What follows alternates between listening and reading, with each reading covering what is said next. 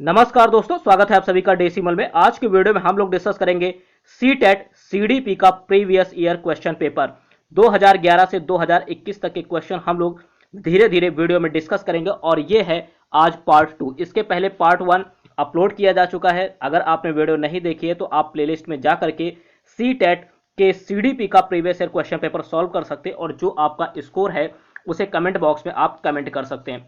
तो चलिए शुरू करते हैं आज का सीडीपी का प्रीवियस ईयर क्वेश्चन पेपर। इस वीडियो के माध्यम से आपको यह पता चलेगा कि सीटेट में सीडीपी के किस तरीके के क्वेश्चन पूछे जाते हैं। 2011 से 2021 तक के सभी क्वेश्चन कराए जाएंगे। तो अगर आप चैनल पर पहली बार हैं तो चैनल को सब्सक्राइब कर लीजिए और बेल आइकन को प्रेस कर लीजिए और अपना सपोर्ट इसी तरीके से बनाए रखिए। तो चलिए शुरू करते हैं आज की यह वीडियो। देखिएगा, पहला क्वेश्चन है, आज हम लोग पार्ट 2 डिस्कस करने जा रहे हैं, पार्ट 2। ठीक, तो देखिएगा, पहला क्वेश्चन है आज का, शिक्षण से अधिगम पर बल देने वाला परिवर्तन हो सकता है। ऑप्शन ए है अग्र शिक्षण की तकनीकी अपनाकर, बी है परीक्षा परिणाम पर केंद्रित होकर, सी है बाल केंद्रित शिक्षा पद्धति अपनाकर और डी है इनमें से कोई नहीं। सुपर फास्ट मोड में इस वीडियो को हम लोग कवर करेंगे, काफी जल्दी कवर करेंगे, तो वीडियो में आप लोग लास्ट तक बने रहिएगा। देखिएगा, इस क्वेश्चन का राइट आंसर सी ऑप्शन होगा, बाल केंद्रित शिक्षा पद्धति अपनाकर। ठीक है, तो शिक्षण से अधिगम पर बल देने वाला परिवर्तन हो सकता है बाल केंद्रित शिक्षा पद्धति अपनाकर, यानी फर्स्ट का राइट आंसर सी ऑप्शन होगा। अगला क्वेश्चन देखते हैं, सेकंड नंबर नोट कीजिए। किस प्रकार के प्रश्नों को वस्तुनिष्ठ प्रश्नों की श्रेणी में रखा जा सकता है। ऑप्शन ए है मुक्त उत्तर वाला प्रश्न, बी है सत्य या असत्य, सी है दीर्घात्मक और डी है इनमें से कोई नहीं। तो देखिए, सेकंड क्वेश्चन का राइट आंसर होगा सत्य या असत्य। ध्यान दीजिएगा, किस प्रकार के प्रश्नों को वस्तुनिष्ठ प्रश्नों की श्रेणी में रख सकते हैं, तो जो सत्य या असत्य प्रकार के प्रश्न होते हैं इनको वस्तुनिष्ठ प्रश्नों की श्रेणी में रखा जा सकता है। बी ऑप्शन राइट आंसर होगा। अगला क्वेश्चन देखते हैं, थर्ड नंबर देखिएगा। एक शिक्षक प्रश्न पत्र बनाने के बाद, नोट कीजिए, एक शिक्षक प्रश्न पत्र बनाने के बाद यह जांच करता है कि क्या प्रश्न परीक्षण के विशिष्ट उद्देश्यों की परीक्षा ले रहे हैं, वह मुख्य रूप से प्रश्न पत्र की या के डॉट डॉट डॉट के बारे में चिंतित है। ठीक है, ऑप्शन ए है, नोट कीजिए, ऑप्शन ए है विश्वसनीयता, बी है उत्तरों के प्रकार, सी है व्यवस्था और डी है संपूर्ण विषय वस्तु को शामिल करने। तो किस बारे में वो चिंतित है, तो नोट कीजिए, इस क्वेश्चन का राइट आंसर होगा थर्ड का डी ऑप्शन, संपूर्ण विषय वस्तु को शामिल करने के बारे में चिंतित है। ठीक है, तो थर्ड क्वेश्चन का राइट आंसर डी ऑप्शन होगा, याद रखिएगा। अगला क्वेश्चन देखते हैं, तो देख लीजिएगा, यहाँ पर एक शिक्षक जो है वो प्रश्न पत्र बनाता है, उसके बाद जांच करता है कि क्या प्रश्न परीक्षण के विशिष्ट उद्देश्यों की परीक्षा ले रहे हैं। वो किस बारे में चिंतित है, तो वो चिंतित इसलिए है कि संपूर्ण विषय वस्तु शामिल है या नहीं है। ठीक, तो डी ऑप्शन राइट आंसर। अगला क्वेश्चन देखते हैं, फोर्थ नंबर, निम्न में से कौन सा विकास का सिद्धांत है। आपको बताना है कि विकास का कौन सा सिद्धांत है इनमें से। ये जो चार ऑप्शन दिए, ऑप्शन ए है यह प्रक्रिया निरंतर नहीं चलती, बी है सभी की विकास दर समान नहीं होती है, सी है विकास हमेशा रेखीय होता है और डी है इनमें से कोई नहीं। तो देखिए, जो विकास का सिद्धांत है इन चार ऑप्शन में, वो राइट आंसर बी ऑप्शन होगा। नोट कीजिए, सभी की विकास दर समान नहीं होती है, बी ऑप्शन राइट आंसर है। ठीक, अगला क्वेश्चन देखते हैं, फिफ्थ नंबर नोट कीजिए।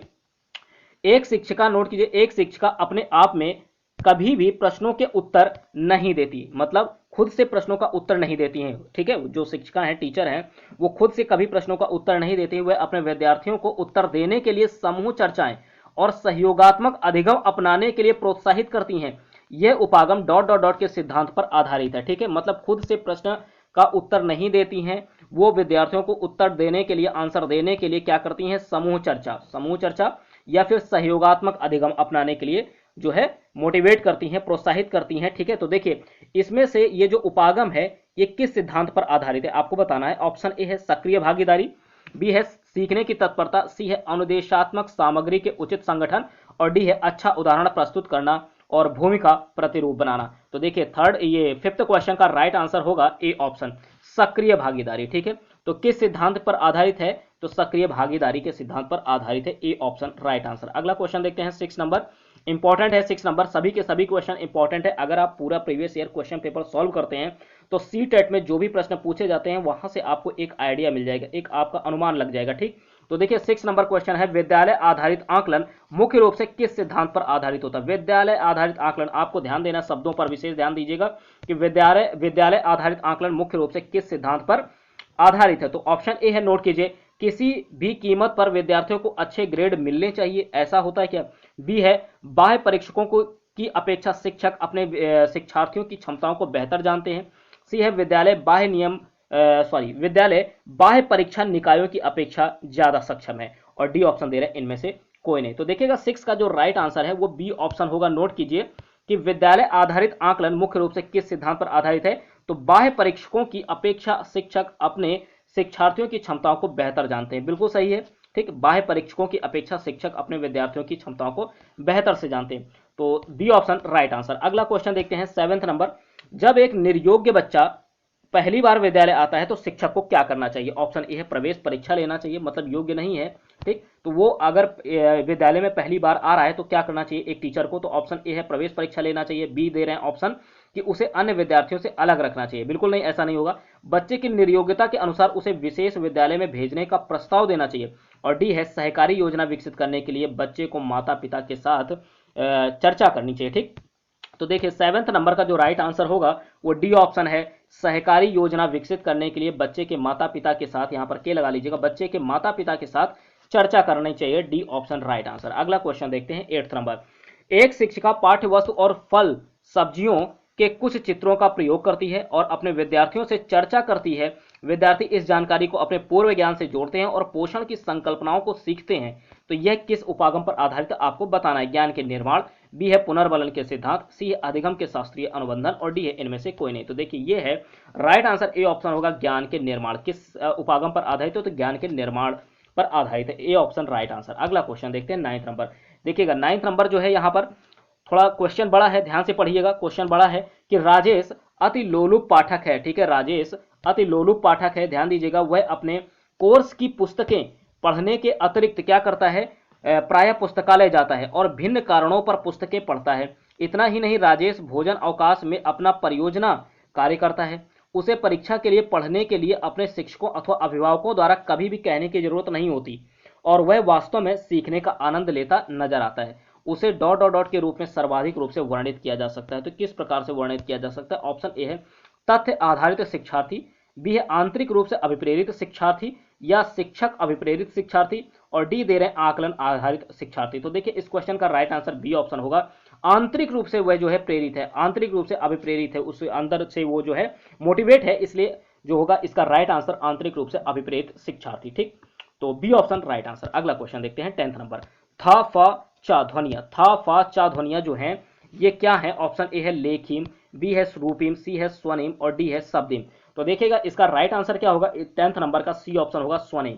था फ चा ध्वनिया क्या है? ये स्वनिम है, ठीक। यहां पर ध्यान दीजिएगा एक नोट भी लिखा है कि अभिव्यक्ति में मूलभूत कितनी इकाइयां होती हैं? तो अभिव्यक्ति में मूलभूत 2 इकाइयां होती हैं। कौन कौन सी होती हैं? तो पहली तो आपकी ये स्वनिम हो गई और दूसरी हो गई रूपिम, ठीक, रूपिम। तो याद रखिएगा स्वनिम और रूपिम। और ये जो था फ चा ध्वनिया है ये क्या है? स्वनिम है, सी ऑप्शन राइट आंसर। अगला क्वेश्चन देखते हैं 11वां नंबर। 11वां नंबर भी थोड़ा सा बड़ा है, क्वेश्चन आपको पढ़ना है, ठीक। आंसर तो छोटा है लेकिन क्वेश्चन आपका बड़ा है, ध्यान दीजिएगा। एक शिक्षिका अपने शिक्षार्थियों की इस रूप में मदद करना चाहती है कि वे एक स्थिति की अनेक दृष्टिकोण से सराहना कर सके, ठीक। कोई स्थिति है उसकी अनेक दृष्टिकोण से कई तरीके से वे सराहना कर सकें। वह विभिन्न समूहों में एक स्थिति पर वाद विवाद करने के अनेक अवसर उपलब्ध कराती है। वाइगोस्की के परिप्रेक्ष्य के अनुसार उसके शिक्षार्थी विभिन्न दृष्टिकोणों को करेंगे और अपने तरीके से उस स्थिति के अनेक परिप्रेक्ष्य विकसित करेंगे। तो आपको बताना है कि इनमें से राइट आंसर क्या होगा। ऑप्शन ए है आत्मसात, बी है निर्माण, सी है संक्रियाकरण और डी है तर्कसंगत। तो देखिएगा इस क्वेश्चन का राइट आंसर ए ऑप्शन होगा आत्मसात, ठीक। आत्मसात, ए ऑप्शन राइट आंसर। अगला क्वेश्चन देखते हैं 12वां नंबर।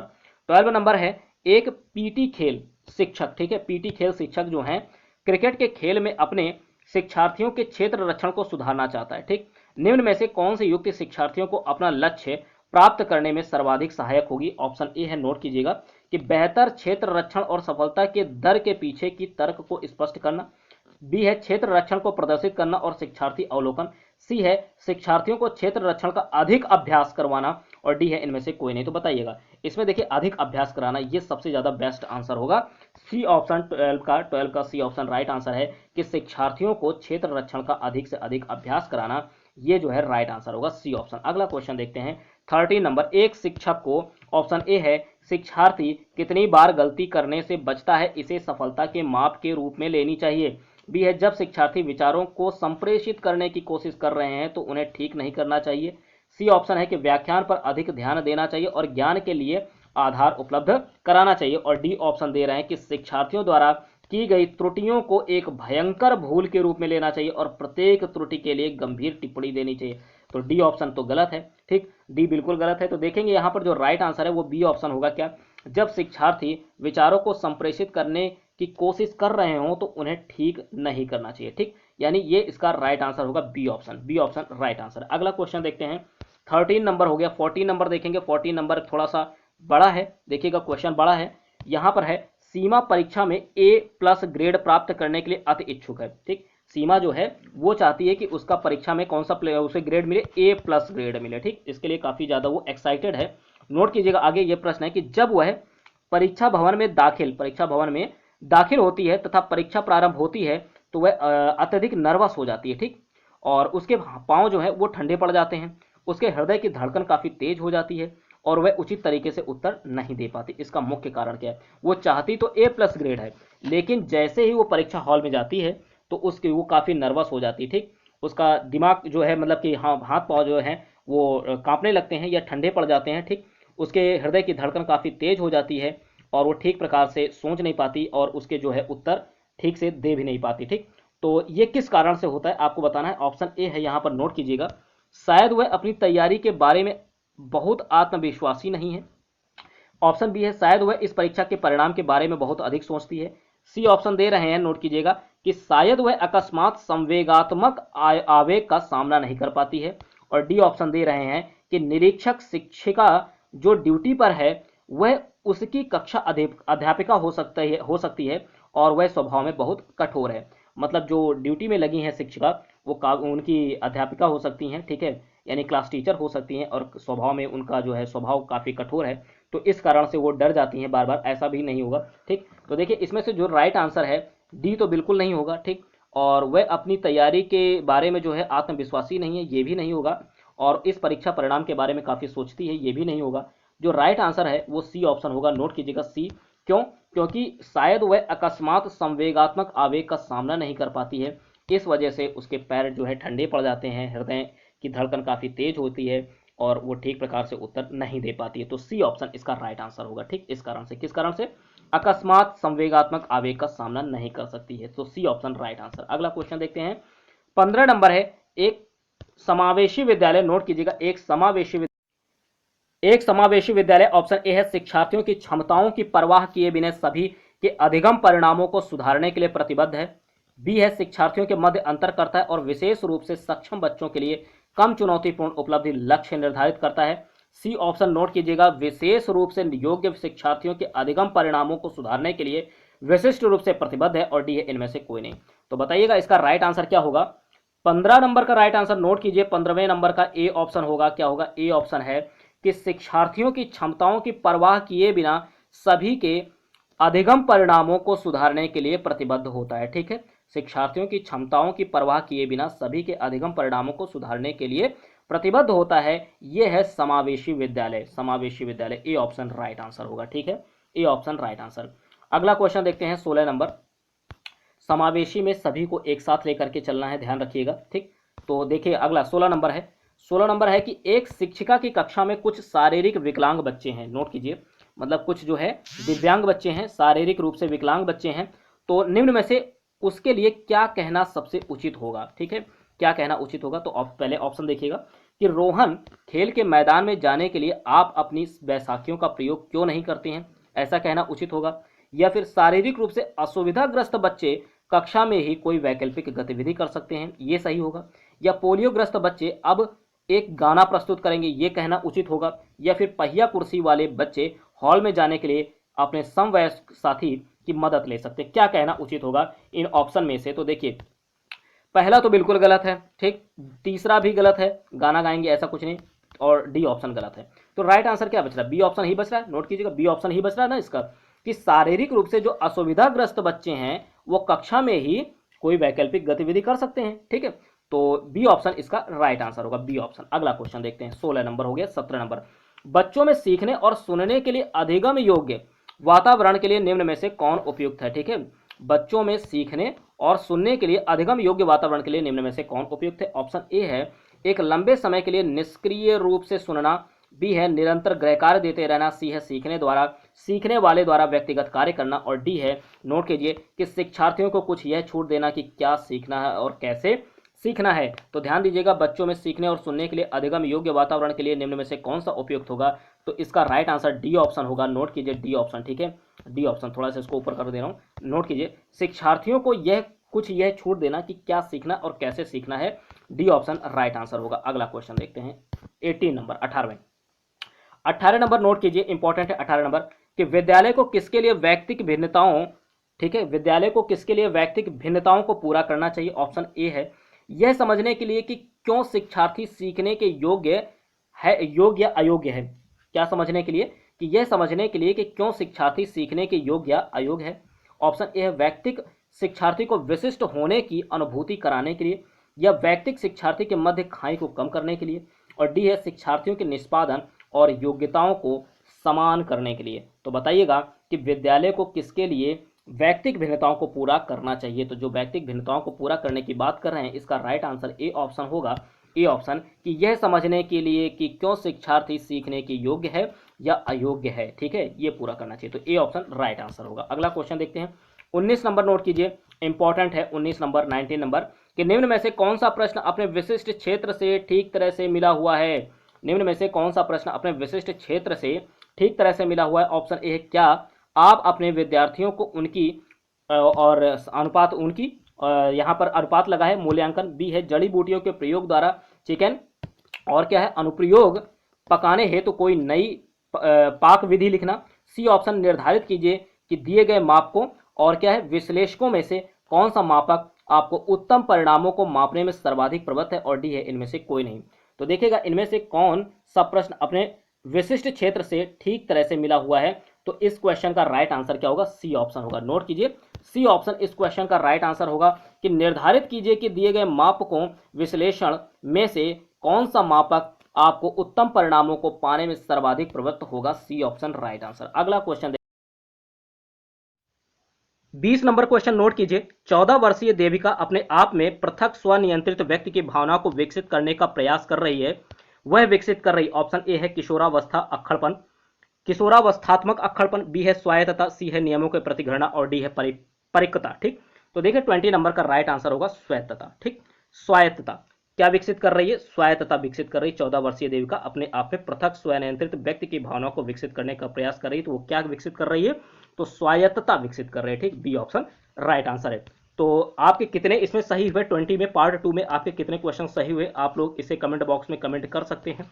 ठीक, और इसी तरीके के वीडियोस और प्रैक्टिस सेट के लिए, साथ ही प्रीवियस ईयर क्वेश्चन पेपर के लिए आप लोग हमारे चैनल को सब्सक्राइब कर सकते हैं, क्योंकि आपको हमारे चैनल पर सभी सब्जेक्ट के प्रीवियस ईयर क्वेश्चन पेपर और साथ ही प्रैक्टिस सेट अवेलेबल हैं, चाहे CDP का हो, इंग्लिश, हिंदी, ठीक, मैथ्स, EVS, किसी भी सब्जेक्ट का आपको प्रीवियस ईयर क्वेश्चन पेपर और प्रैक्टिस सेट चाहिए तो आपको अवेलेबल है। तो जरूर वॉच कीजिए, आप लोग एक बार चैनल पर विजिट कर सकते हैं। साथ ही सभी प्रैक्टिस सेट और प्रीवियस ईयर क्वेश्चन पेपर को जरूर सॉल्व कीजिए और अपना स्कोर कमेंट बॉक्स में कमेंट कीजिए। पार्ट 2 था।